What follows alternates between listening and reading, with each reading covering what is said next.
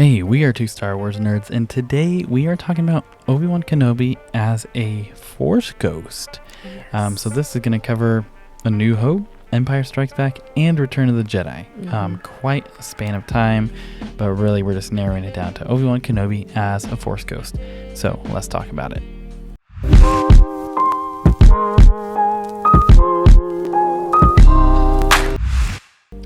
Okay, so yeah, this is an interesting one because we're going through our favorite characters that we love, movie by movie.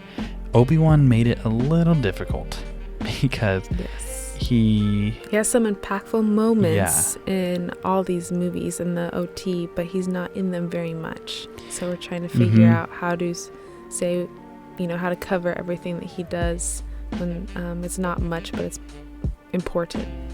Yeah, and you had I guess not much screen time. Yeah, and you had the great idea of let's just cover him as a Force ghost, because it's like if we did Empire Strikes Back, that's a super short video. Right. Return of the Jedi, almost shorter. And I think that's so great. So basically we're going to cover a few things. We're going to cover the trench run scene with Luke. We're going to cover the Hoth scene with Luke. We're going to cover the Dagobah scene with Luke. All of these, obviously. They're all with Luke. With Luke. And then we're going to actually return to Dagobah again with Luke after Yoda's passing. And then the big shindig on the Force Moon of Endor. Yep. The big party. End with the party. So we'll do our best to move through these briefly, but also add a lot of value while you're watching. And even as you're watching, we're covering a lot. Feel free to start leaving comments. Just interact with us. This will be super cool. So why don't you start us off with the trench run? Obi-Wan as a Force ghost. The trench run is one of my favorite scenes in Star Wars. It's iconic, and for so many reasons. But looking at Obi-Wan and even Luke's relationship, you see Luke trust, and you see him, put down. What is that thing called? Oh, the targeting computer. The targeting computer. Yeah, targeting system. So he can trust the Force because he hears a voice that he knows and trusts, and that's Obi-Wan. And I just think they did such a great job at developing Luke and Obi-Wan's relationship in such a short period of time, to where Luke would trust him in that moment. And that just shows really the type of character and who Obi-Wan was, that even though they only knew each other for I don't know what the time frame is, but it wasn't that long, there was that trust that was there. And I just think that's such a cool just a cool picture of their relationship in that moment. And just seeing Obi-Wan still being the amazing, strong, wisdom-filled Jedi that he was. Really nothing's changed. He's just not physically there. So I think that's what I love about the trench run, is just that development in such a short period of time of Luke trusting Obi-Wan. Yeah, and trench run, almost by and large, one of my favorite scenes. But you have to stick to Obi-Wan. Top 3. I will resist. Hard. I will resist the urge. I was going to start talking about Vader and R2. So much stuff. Luke. I just always default to Luke. But with Obi in this, what's very interesting is typically in story writing, like if a mentor passed or died, basically they wouldn't return. They would come back as a thought that the student, the apprentice, what have you, would have. The hero, typically, they'd have this thought or this inner voice of like, okay, this is what they would say to me. Even though Karate Kid is later, chronologically than Star Wars, released in our time. It's very much a Mr. Miyagi, like a wax on, wax off kind of like boom, like all of that. Use the Force on the Falcon, like trust yourself, like with the helmet, and he, with the blast shields, he can't see. And it's just such a cool thing, a great teacher to just be like, use the Force, Luke. And he's just like, okay, boom, I'm doing this blind. Because he taught Luke how to use the Force. Yeah, and I just love it. It's just, it's so great. Seriously, such a great scene. And I think it really sets up the times Obi comes back, because in that moment, it was like, hey, I've taught you. I'm going to step in at crucial points to guide you. Yeah. Because then when we transition to Hoth, I'll see what you have to add to this. There's not much other than go to Dagobah, pretty much.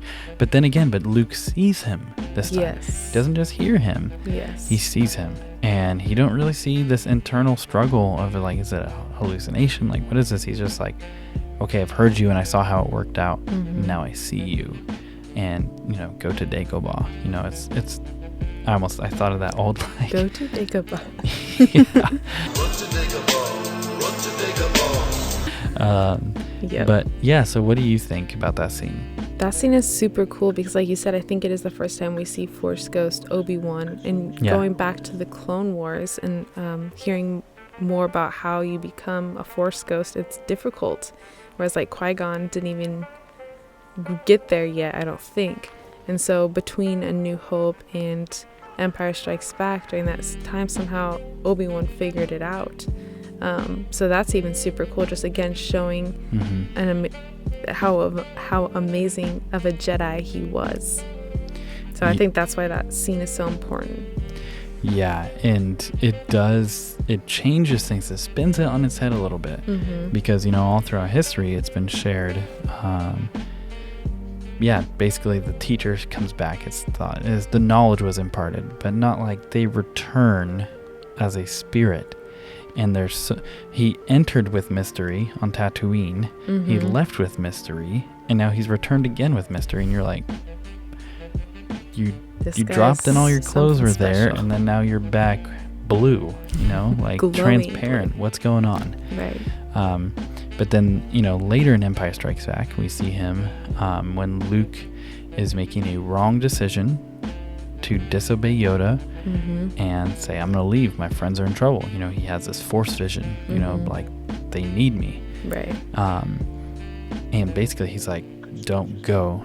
Your training's not complete. And it's so interesting because he's the one who's been guiding him, course correcting, been like, here's where you need to go. And he's like, stop. Like, this is bad. Do not go. Right. And I think it's just so interesting. The bookends of Empire Strikes Back are go to Dagobah, don't leave Dagobah. Luke listens to one, but then he refuses the other. It's very interesting. And I think in this scene, I sort of start to mix up the Force Ghost scenes, but I think in this scene too, after Luke leaves, this is when Yoda says there's another to Obi-Wan with this conversation, right? Yep. Yeah, so then which obviously Obi-Wan knew, but Yoda's just reminding him, because we see, in Revenge of the Sith, Obi-Wan holds the twins. Obviously this movie was made before that, but that's another video. But so you see that conversation, and I think it's more so just for the audience to be filled in, and they're just having a conversation that we're seeing. So it's an important conversation to move the story along, because that's an important detail, that Luke and Leia are brother and sister. Yes, it very much so is. And that transitions right into Return of the Jedi. And basically this whole, after Yoda passes, becomes one with the Force, this whole conversation, my paraphrase, hey, that girl you've been smooching and you've had the hots for since you saw her that's in your a sister? hologram, that's actually your sister. And he's like, Awesome. Great. And even Han's like, oh, these guys love you. They're in love. You and he's guys like, can be together. Hey, bro, she's my sister, like, no. Just found that fun factoid out. Can you imagine? No. That's a different video. Okay, Obi-Wan. That was a video we'll never make. Obi-Wan. Can you imagine? Oh, gosh. Obi-Wan Kenobi is a Force Ghost. Yeah, so when he has this conversation, it's just very interesting because, again, he's showing up at these very crucial moments. And it's just so cool because this whole idea of, like, he was protecting Luke, he found Luke, he's been guiding him, showing up, telling him when to leave, and now he says, this is your sister. And then obviously with Vader's redemption and Luke and saying, "Tell your sister you were right." You know, this whole, I mean, it's a beautiful, and you see that for me when Obi steps in, it's purposeful. Yes, it's not just like very intentional. You can't be a Force ghost and just decide to show up and like haunt people. You know, it's like he shows up, he has purpose, right? And it's like things would be very different if he didn't show up. Those moments that he shows up are so important, and like you said, you know, they're purposeful and they're intentional, and they just continue to show how wise Obi-Wan Kenobi is, and they continue to show like that he's a good teacher, that he's a good Jedi. And so these Force ghost moments, while they're not long or there's not a ton of them, like I said in the beginning, they're so important to Star Wars and to the story and to Luke's development. Yeah, and what I really like about the way the concept of a Force ghost, in particular Obi-Wan, is used throughout the movie as the only Force ghost, really, till the celebration, but to the shindig. Yeah, the shindig. But basically, what's interesting is you don't have another character being like, "Oh, hey, I'm so glad you asked this question. Let me explain the plot to you, because I don't know how to write a character to fill it out. I'm not okay with mystery." Right. George doesn't have any of that. He's just like, "Hey, this person's going to come in. They're going to say some things. It's probably going to confuse you. You're going to be like, what's going on?" But it's not too confusing. No, like it's you just can still the right follow amount. the story and be invested in the story. Whereas like if you're too confused, you can't enjoy the story. It plunges you deeper into the world of Star Wars instead of removing you from it. It's seriously brilliant. I don't know that we need to say anything about the shindig on the Forest Moon of Endor, the celebration. I love that they show up to party. True.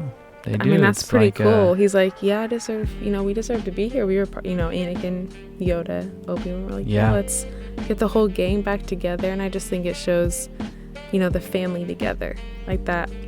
Obviously Obi-Wan and Anakin start together, and now they're ending together with Luke and Leia. So I actually think it is an important scene, and how beautiful that must have been for Obi-Wan Kenobi to see Luke and Leia together and just know that Vader was redeemed, that Anakin was redeemed. And yeah, I think that must have just warmed his heart, and he's like, it was all worth it. Warmed his blue Force Ghost heart. But no, I think you're so right. It is this, just thinking about mythos in Star Wars, it's this prophetic picture of reconciliation that's happening. It's like, wow, like it's complete. It's really cool. It's like, it's great. But side note, we'll end on this little fun fact. I just love how Luke's just like on the tree.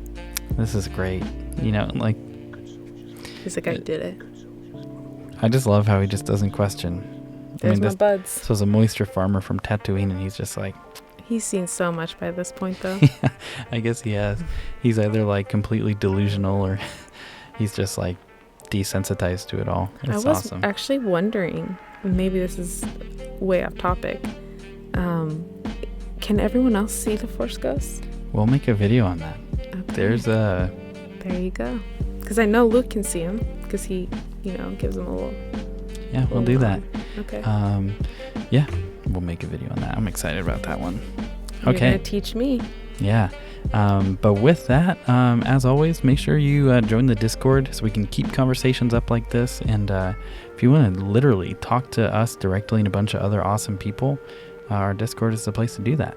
And hit the subscribe button, hit the bell notification so you can stay up to date on a video we post every single day.